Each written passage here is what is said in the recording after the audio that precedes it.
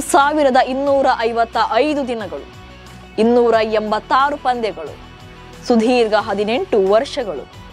ಯಾವ ಕ್ಷಣಕ್ಕಾಗಿ ಇಡೀ ಕರುನಾಡೆ ಕಾಯ್ತಾ ಇತ್ತೋ, ಯಾವ ದಿನಕ್ಕಾಗಿ ಕ್ರಿಕೆಟ್ ಜಗತ್ತು ಎದುರು ನೋಡ್ತಾ ಇತ್ತೋ, ಅದ್ಯಾವ ಗಳಿಗೆಗಾಗಿ ಕಿಂಗ್ ವಿರಾಟ್ ಕೊಹ್ಲಿ ಹಂಬಲಿಸ್ತಾ ಇದ್ರೋ, ಆ ಟ್ರೋಫಿ ಕೊನೆಗೂ ಕೂಡ ಬೆಂಗಳೂರು ಮಡಿಲು ಸೇರಿದೆ. 2008ರಲ್ಲಿ ಶುರುವಾದಂಥ ದಂಡಯಾತ್ರೆ 2025ರ ಆವೃತ್ತಿಗೆ ವಿಜಯ ಯಾತ್ರೆಯಾಗಿದೆ. ಹಾಗಂತ ಈ ಗೆಲುವು ಸುಲಭಕ್ಕೆ ದಕ್ಕಿದ್ದಲ್ಲ. ಉದ್ಘಾಟನಾ ಪಂದ್ಯದಿಂದ ಹಿಡಿದು ಫೈನಲ್ ಫೈಟ್ವರೆಗೂ ಕೂಡ RCB ಬರೆದ ಮೈಲು ಗಲ್ಲುಗಳೆಷ್ಟು ಅನ್ನೋದನ್ನ ಈ ವಿಡಿಯೋದಲ್ಲಿ ಹೇಳ್ತೇನೆ. ನಾನು ಶಾಂತ, ನೀವು ಸುದ್ದಿಯಾನದ ಸಬ್ಸ್ಕ್ರೈಬರ್ ಆಗೋದಿಕ್ಕೆ ಮರಿಬೇಡಿ.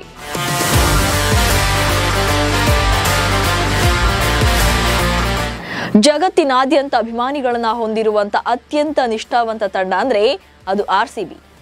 ಇದೀಗ ಇದೇ RCB ತಂಡ 18 ವರ್ಷಗಳ ಬಳಿಕ ಟ್ರೋಫಿ ಬರವನ್ನ ನೀಗಿಸಿಕೊಂಡಿದೆ. ಪ್ರತಿ ಸಲ ಕಪ್ ಗೆಲ್ಲದ ನೋವನ್ನ ಎದೆಯಲ್ಲಿ ಅಡಗಿಸಿಟ್ಟುಕೊಂಡಿದ್ದಂತ ವಿರಾಟ್ ಕೊಹ್ಲಿ ಪಂದ್ಯ ಗೆಲ್ತಾ ಇದ್ದಂತೆ ಅಷ್ಟೂ ವರ್ಷಗಳ ತಮ್ಮ ತಾಳ್ಮೆಯನ್ನ ಕಣ್ಣೀರಾಗಿ ಹರಿಸಿದ್ರು. ಈ ಗೆಲುವು ನಿಜಕ್ಕೂ ಕೂಡ ವಿರಾಟ್ಗೆ ಸಲ್ಲಲೇಬೇಕಿತ್ತು.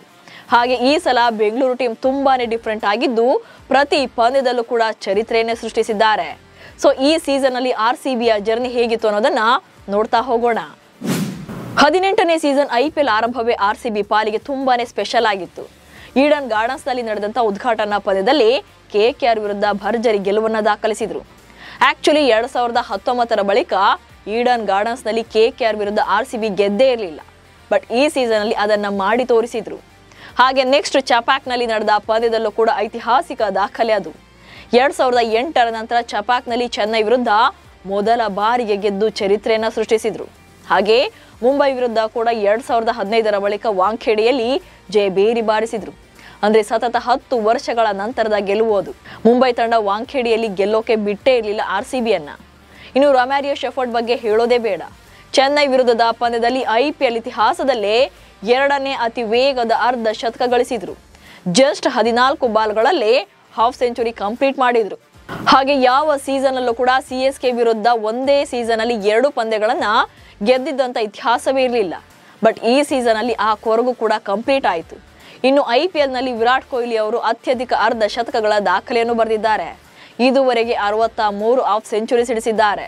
ಹಾಗೆ IPL ಇತಿಹಾಸದಲ್ಲೇ 3ನೇ ಅತ್ಯಧಿಕ ಮೊತ್ತದ ಚೇಸ್ ರೆಕಾರ್ಡಿಂಗ್ ಕೂಡ ದಾಖಲು ಮಾಡಿದ್ದಾರೆ ಈ ಸೀಸನ್ ಅಲ್ಲಿ.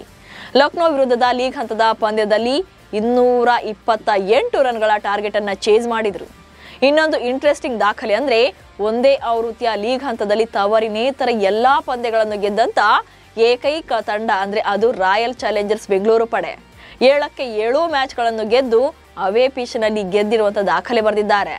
ಇದಕ್ಕೆಲ್ಲ ಕಾರಣವಾಗಿದ್ದೇ ಟೀಮ್ ಗೇಮ್. ತಂಡದ ಪ್ರತಿಯೊಬ್ಬ ಪ್ಲೇಯರ್ ಕೂಡ ಅದ್ಭುತ ಪ್ರದರ್ಶನವನ್ನ ನೀಡಿದ್ರು. ಇದೇ ಕಾರಣಕ್ಕೆ ಪ್ರಸ್ತುತ ಆವೃತ್ತಿಯಲ್ಲಿ 9 ವಿಭಿನ್ನ ಪ್ಲೇಯರ್ಗಳು ಪಂದ್ಯ ಶ್ರೇಷ್ಠ ಪ್ರಶಸ್ತಿಯನ್ನು ಪಡ್ಕೊಂಡ್ರು. ಅದರಲ್ಲೂ ಕೃಣಾಲ್ ಪಾಂಡ್ಯ ಒಬ್ಬರೇ 3 ಸಲ ಪಡ್ಕೊಂಡಿದ್ದಾರೆ. ಅಲ್ಲದೆ ಬ್ಯಾಟಿಂಗ್ ಡೆಪ್ತ್ ಕೂಡ ತುಂಬಾನೇ ಚೆನ್ನಾಗಿತ್ತು ಈ ಸಲ.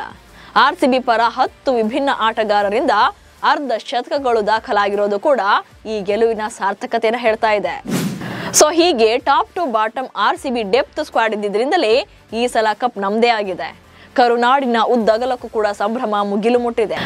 ಮನೆಯಲ್ಲೂ ಕೂಡ ಹಬ್ಬದ ವಾತಾವರಣ ಕಾಣ್ತಿದೆ.